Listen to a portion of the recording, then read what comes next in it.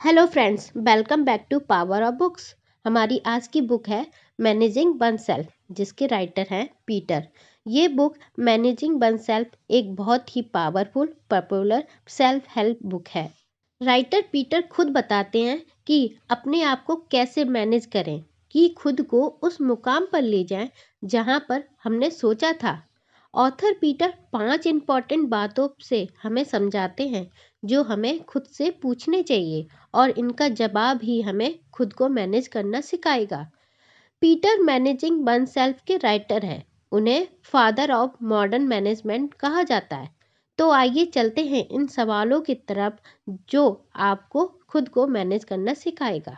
तो दोस्तों, इस बुक को डिटेल में समझने के लिए वीडियो को एंड तक देखें। प्लीज़ हमारे चैनल को अभी तक सब्सक्राइब नहीं किया है तो अभी सब्सक्राइब कर लें और फ्यूचर में आने वाली नोटिफिकेशन के लिए बेल आइकन को जरूर प्रेस करें। तो चलिए जानते हैं उन 5 इम्पॉर्टेंट बातों को। पहला सवाल, मेरी ताकत या खूबी क्या है? ऑथर कहते हैं हमें अपनी एनर्जी अपनी खूबी को बढ़ाने में लगा देनी चाहिए, पर हम स्कूल से और दुनिया से इसका उल्टा ही सीखते हैं कि हमें अपनी कमी पे ज़्यादा ध्यान देना चाहिए। अगर हम सिर्फ अपनी कमी को ठीक करने में लग जाएंगे तो हम सिर्फ एक एवरेज इंसान बनकर रह जाएंगे। पर जब हम अपनी स्ट्रेंथ पे ज़्यादा काम करेंगे तो हम एक ग्रेट अचीवर बन पाएंगे। इसका मतलब ये नहीं कि अपनी कमी को पूरी तरह से भूल जाएं और सिर्फ अपनी स्ट्रेंथ पे ध्यान दें। ज़्यादा ध्यान और एनर्जी अपनी स्ट्रेंथ को बढ़ाने में लगाएं और कुछ ध्यान अपनी कमी को ठीक करने में लगाएं। दूसरा सवाल, मैं कैसे प्रदर्शन करता हूँ? जैसे हर इंसान की स्ट्रेंथ अलग अलग होती है, वैसे ही इंसान का परफॉर्म करने का तरीका भी अलग होता है। कोई टीम के साथ मिलकर काम करने में अच्छा होता है तो कोई अकेले अच्छा काम करता है। कैसे आप परफॉर्म करते हैं, इसे कैसे जानें?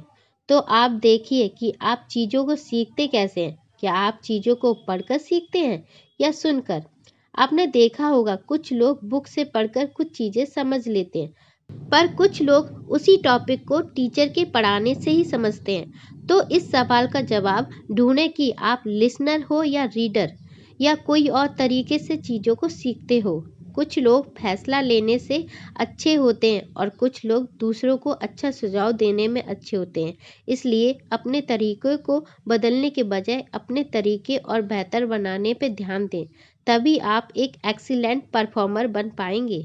तीसरा सवाल, मेरा मूल्य क्या है?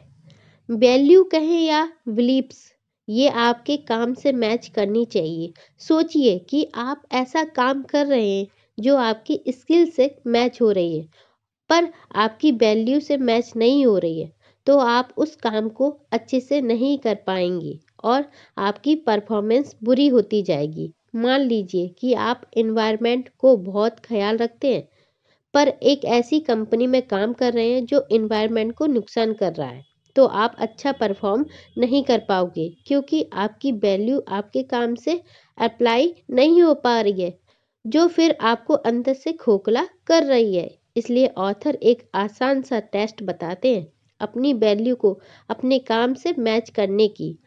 वो है मिरर टेस्ट। जो भी काम आप कर रहे हैं उसे करने के बाद आप अपना चेहरा आराम से मिरर में देख सकते हैं या नहीं। अगर हाँ, तो आपका काम और आपकी वैल्यू मैच कर रही है, और अगर नहीं तो फिर आपका काम बदलने की ज़रूरत है। ऑथर कहते हैं हमें अपनी वैल्यू को ज़्यादा अहमियत देनी चाहिए, तभी हम ज़्यादा अच्छा परफॉर्म कर पाएंगे। चौथा सवाल, मैं कहाँ का हूँ? इन तीनों बातों को जानने के बाद आपको ये भी जानना जरूरी है कि आपके लिए कौन सी जगह बनी है। मतलब ऐसा कौन सा माहौल और जगह जहां आप काम कर सकें और खुद को बेहतरीन बना सकें। एक टेनिस प्लेयर जानता है कि वो टेनिस वाली जगह और माहौल को बिलोंग करता है। एक व्यापारी को व्यापार करने वाली जगह और माहौल से बिलोंग करता है। वैसे ही आपको पता होना चाहिए आपका सही माहौल क्या है। कम से कम इतना तो पता होना चाहिए कि कौन सा माहौल आपके लिए सही नहीं। सही माहौल पता ना होने से आप उस जगह में खुद को कंफर्ट नहीं महसूस करेंगे और खुद को सही से एक्सप्रेस नहीं कर पाओगे, जिससे फिर आपको उस जगह पर रहना और काम करना एक बोझ की तरह लगेगा। इसलिए पता लगाएं कि आपकी ब्लॉगिंग या माहौल क्या है। पांचवा सवाल, मेरा योगदान क्या होना चाहिए? पहले के समय में लोग जिस काम से जुड़े होते थे उसे करने में ही जीवन गुजार देते थे। उन्हें दो वक्त की रोटी कमाने और अपने परिवार को चलाने से ही फुर्सत नहीं थी। पर अब वक्त बदल चुका है। जैसे जैसे लोग मॉडर्नाइजेशन की तरह बढ़े, वैसे उनका ध्यान उस तरफ गया कि वो अपनी सोसाइटी, अपने देश या दुनिया के लिए क्या योगदान दें।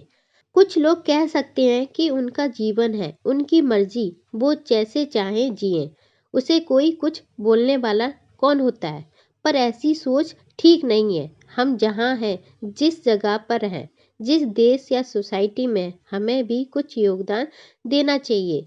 तो आप खुद से इस तरह पूछ सकते हैं कि आप जिस काम में हो, आपकी ताकत, आपकी स्किल्स, आपकी मेहनत में क्या योगदान दे सकते हो, जिससे कुछ अच्छा हो और दूसरों का फायदा हो। इसके लिए आपको बहुत दूर तक सोचने की जरूरत नहीं। शुरुआत में 18 महीने यानी इन शॉर्ट टर्म प्लान बनाएं और छोटे छोटे स्टेप में पूरा करने में लग जाएं।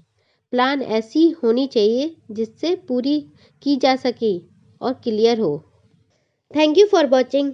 अगर आपको ये वीडियो अच्छी लगी हो तो वीडियो को लाइक कर ले, चैनल को सब्सक्राइब नहीं किया है तो अभी कर ले। मिलते हैं एक नई वीडियो के साथ, तब तक के लिए बाय बाय।